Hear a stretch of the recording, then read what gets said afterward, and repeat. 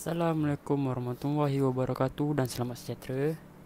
Dalam video ini saya akan membentangkan satu tajuk berkenaan konsep syaitan menurut mitologi Yunani.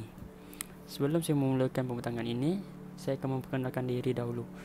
Nama saya Syamsul Ayah bin Azhar. Saya merupakan pelajar semester 1 Fakulti Pengurusan Perniagaan Pengurusan Operasi. Dan saya merupakan pelajar daripada UiTM Puncak Alam. Okey, sebelum kita beralih ke main point, kita terang dulu. Kita bagi pengenalan dulu apa itu mitologi Yunani. Okey, mitologi Yunani ni kalau bahasa orang putihnya Greek myth. Kalau bahasa Melayu mitologi Yunani lah. Okey, apa itu mitologi Yunani? Mitologi Yunani ni adalah satu mitos atau legenda kepunyaan Yunani purba yang menceritakan tentang pahlawan, dewa, penyembahan mereka dan juga pemerangan yang berlaku dalam mitologi Yunani.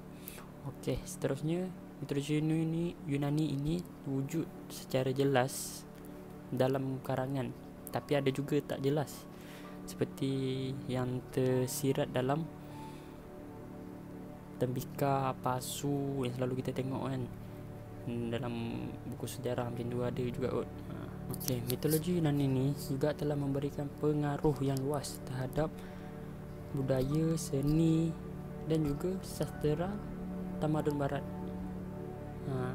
yang sehingga kini menjadi warisan budaya dan bahasa tersebut. Okey, baru kita masuk kita punya main point, konsep syaitan menurut mitologi Yunani. Okey, sebenarnya dalam mitologi Yunani ni, syaitan tu bukanlah satu-satunya objek atau fizikal lah, tapi sebenarnya dia sifat yang digunakan untuk mencirikan dan menyifatkan sebagai sesuatu kejahatan. Dia kalau dewa-dewi dorang tu kalau jahat lah. Dorang dianggap sebagai syaitan. Okey, korang pernah tengok tak movie-movie yang menceritakan tentang mitologi Yunani? Aku rasa korang pernah tengok. Contohnya macam cerita Hercules, Troy, Percy Jackson. Dalam Percy Jackson ada satu watak ni yang aku nak terangkan sekejap lagi. Okay, let's go. Okay, korang pernah tengok tak cerita Percy Jackson kan?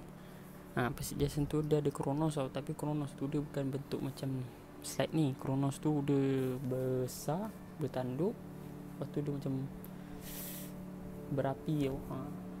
Tapi yang Kronos aku nak cerita tu bukan yang Kronos tu, Kronos ni. Kronos ni kan dia macam ni lah. Okey, siapa itu Kronos? Kronos tu adalah salah satu daripada Titan yang wujud dalam mitologi Yunani. Dia merupakan anak kepada Uranus, dewa bumi, dewa langit, dan juga Gaia, dewa bumi. Okey. Kronos ni dia merupakan pemimpin termuda di antara para Titan generasi pertama. Selain tu, Kronos ni juga dia dikenali sebagai dewa masa. Kronos ni merupakan dewa lelaki yang disembah oleh penduduk Yunani pra-Helenik. Kronos ini merupakan anak yang paling bongsu daripada 12 orang anak Uranus dan Gaia. Kronos ni jugalah merupakan anak yang paling berani, paling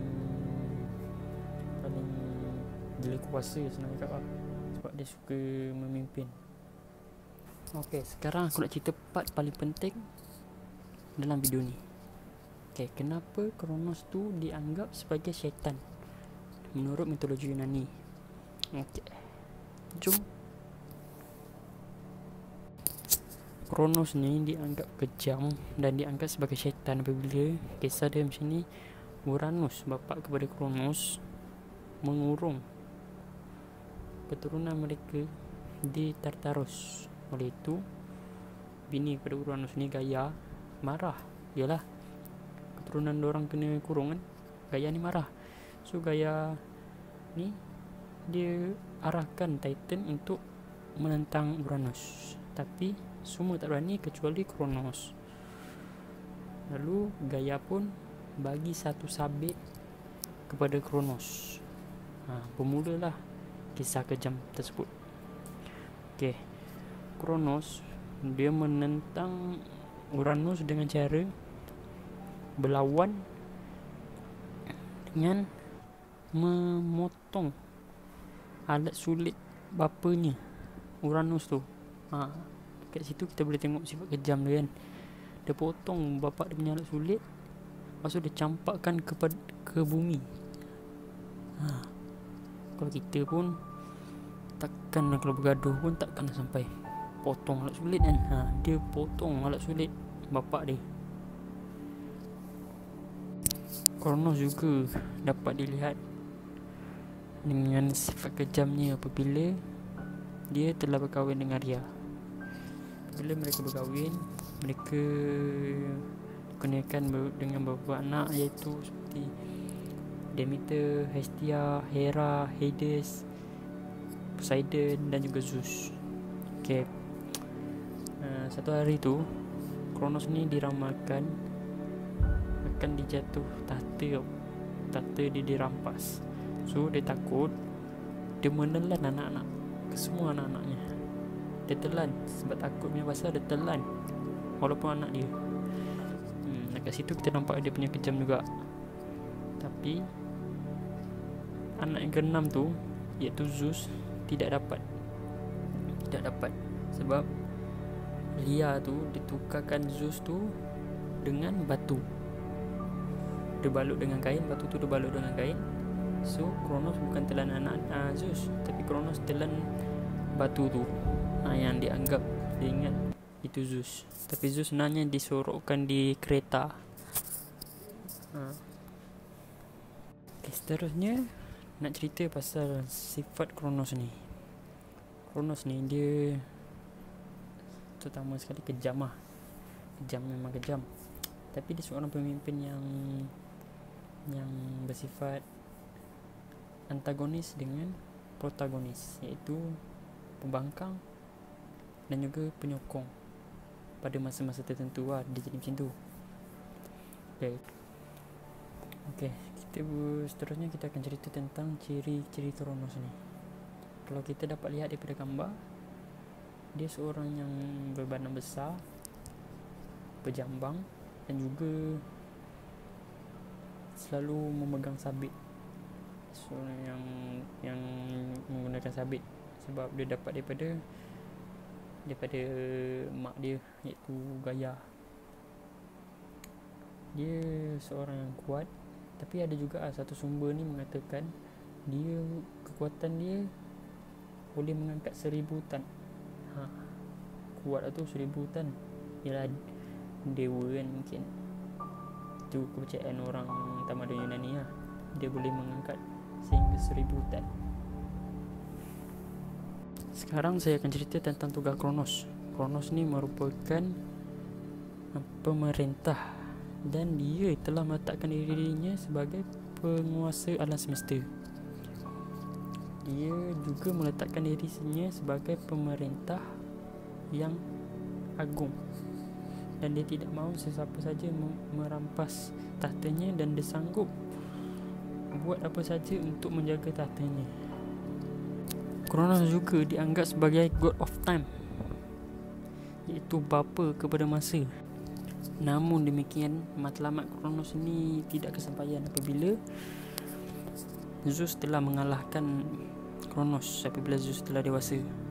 Dengan cara Zeus dia paksa bapa dia muntahkan balik anak-anak yang dia telah telan tu, dan Zeus ni kumpulkan semua adik-adiknya dan melawan para Titan, geng-geng Kronos.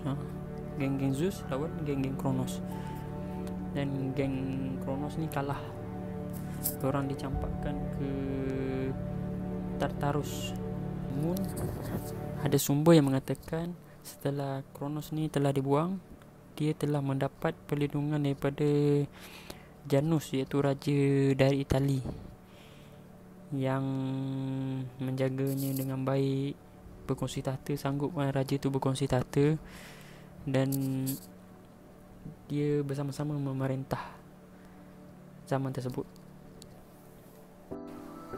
kesimpulannya, Kronos ini telah dianggap sebagai syaitan sebab sifatnya yang begitu kejam untuk mendapatkan tahta semata-mata.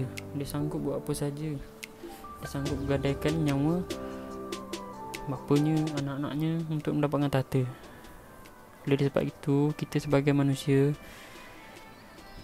kita harus ambil iktibar dari kisah tersebut, sama ada kisah tersebut adalah betul atau tidak. Walaupun kisah ini mitos, kita telah mendapat banyak iktibar dari kisah Kronos ini.